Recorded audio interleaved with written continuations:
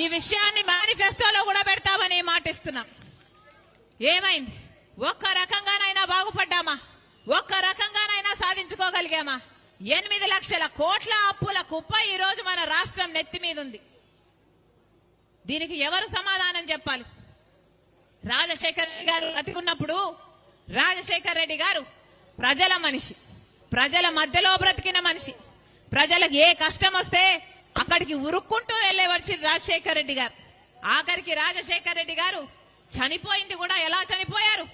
రచ్చబండకని ప్రజల దగ్గరికి వెళ్తూ వెళ్తూ చనిపోయాడు రాజశేఖర రెడ్డి గారు. అది రాజశేఖర రెడ్డి గారు, అది వైఎస్ఆర్ మార్క్. ఇప్పుడు జగనన్న గారు పెద్ద పెద్ద కోటలు కట్టుకున్నారు, ఎప్పుడు ప్రజల మధ్యలోకి రారు. ఇప్పుడు ఎలక్షన్లో ఇచ్చాయి కదా అని ఇప్పుడు వస్తున్నారు జగనన్న గారు. ఇప్పుడు సిద్ధమని బయలుదేరారు.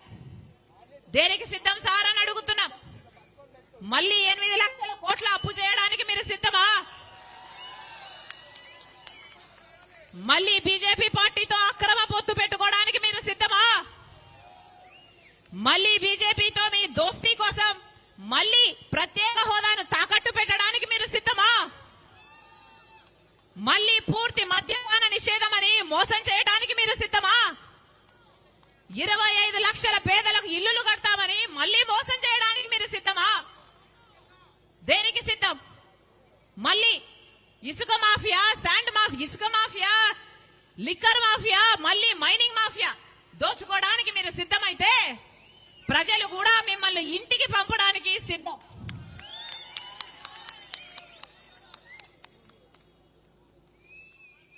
మళ్ళీ చెప్తున్నాం గత 10 సంవత్సరాలుగా బీజేపీ పార్టీ మన రాష్ట్రానికి ఒక్కటంటే ఒక్క వాగ్దానం కూడా నిలబెట్టుకోలేదు.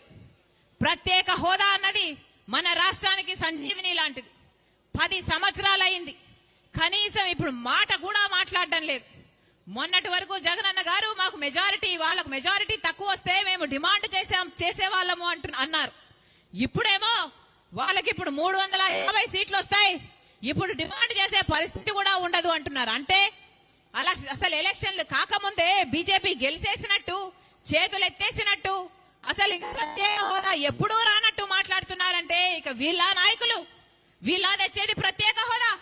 వీళ్ళ వల్ల అవుతుందా తేవడం ప్రత్యేక హోదా? అంతకుముందు 5 సంవత్సరాలు చంద్రబాబు ముఖ్యమంత్రిగా ఉన్నారు, చేతనైందా చంద్రబాబు గారికి ప్రత్యేక హోదా తేవడం? ఇప్పుడు జగనన్న గారు 5 సంవత్సరాలుగా ముఖ్యమంత్రిగా ఉన్నారు. ఏం పీక్కున్నారు? ఏం చేశారు? ఏం గాడిదలు కాశారు? ప్రజలకు ఏం సమాధానం చెప్తారు? ప్రజలు నమ్మి కదా మీకు ఓట్లేసింది. 5 సంవత్సరాలు అధికారంలో ఉండి ఒక్కసారైనా ప్రత్యేక హోదా గురించి మాట్లాడారా? మాకు పోలవరం ఎందుకు కట్టడం లేదు అని మాట్లాడారా? మాకు కనీసం రాజధాని లేదే, మా పరువు ఏం గాను అని ఒక్కసారైనా కేంద్రం నిలదీశారా? ఎన్ని వాగ్దానాలు ఉన్నాయి, ఒక్కటంటే ఒక్క వాగ్దానాని కోసం పోరాటం చేయలేదు. అందుకే రాజశేఖర రెడ్డి బిడ్డ మళ్ళీ రాజశేఖర రెడ్డి గారు ప్రేమించిన ఆంధ్ర రాష్ట్రంలో అడుగు పెట్టింది. నా గుండెలో నిజాయితీ ఉంది, నా పుట్టింటికి మేలు చెయ్యాలి అన్న తపన నాలో ఉంది. అందుకే ఆంధ్ర రాష్ట్రాలలో అడుగుపెట్టింది రాజశేఖర రెడ్డి బిడ్డ. పోలవరం ప్రాజెక్టు వచ్చేంత వరకు కొట్లాడతాం, స్పెషల్ స్టేటస్ వచ్చేంత వరకు కొట్లాడతాం, రాజధాని సాకారం అయ్యేంత వరకు కొట్లాడతాం, ఆంధ్ర రాష్ట్ర ప్రజలకి హక్కు అయిన ప్రతి వాగ్దానము నిలబెట్టుకునేంత వరకు రాజశేఖర రెడ్డి బిడ్డ ఇక్కడ నుంచి కదిలేది కాదు. మళ్ళీ చెప్తున్నాం ఆంధ్ర రాష్ట్ర ప్రజలకు, మళ్ళీ హెచ్చరిస్తున్నాం ఆంధ్ర రాష్ట్ర ప్రజలను. ఇదే బీజేపీ పార్టీతో ఒక్క వాగ్దానం కూడా మనకు నిలబెట్టుకోకపోయినా, ఒక్క రకంగా మనకు మేలు చేయకపోయినా, ఇటు జగనన్న గారు అటు తెలుగుదేశం చంద్రబాబు గారు ఇద్దరు పొత్తు పార్టీలు అయ్యాయి బీజేపీ పార్టీకి. ఈ 2 పార్టీలు తొత్తు పార్టీలు అయ్యాయి బీజేపీ పార్టీకి. అందుకే చెప్తున్నాం బీజేపీ పార్టీకి వేరే ఓటు అవసరం లేదు. వైసీపీకి వేసిన ప్రతి ఓటు బీజేపీకే పడుతుంది, తెలుగుదేశం పార్టీకి వేసిన ప్రతి ఓటు బీజేపీ ఖాతాలోనే పడుతుంది, జనసేనకు వేసిన ప్రతి ఓటు బీజేపీ ఖాతాలోనే పడుతుంది.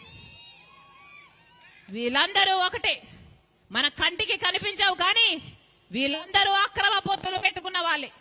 మళ్ళీ బీజేపీ పార్టీ అధికారంలోకి వస్తే మళ్ళీ మనకు ప్రత్యేక హోదా గురించి మాట్లాడరు, మళ్ళీ పోలవరం గురించి మాట్లాడరు, మళ్ళీ మన రాజధాని గురించి మాట్లాడరు, మన హక్కుల గురించి ఎవరూ మాట్లాడరు. అందుకే చెప్తున్నాం, ఇటు జగన్ రెడ్డి గెలిచినా అటు చంద్రబాబు గెలిచినా ఎవరు గెలిచినా మన రాష్ట్రానికి ప్రత్యేక హోదా వీళ్ళు తేనియరు. బీజేపీ అంటే మన రాష్ట్రంలో బీజేపీ అంటే మరి ఎక్కడో లేదు, మరి ఎవరో కాదు. బీజేపీ అంటే బాబు, జగన్, పవన్. బి అంటే బాబు, జే అంటే జగన్, పి అంటే పవన్.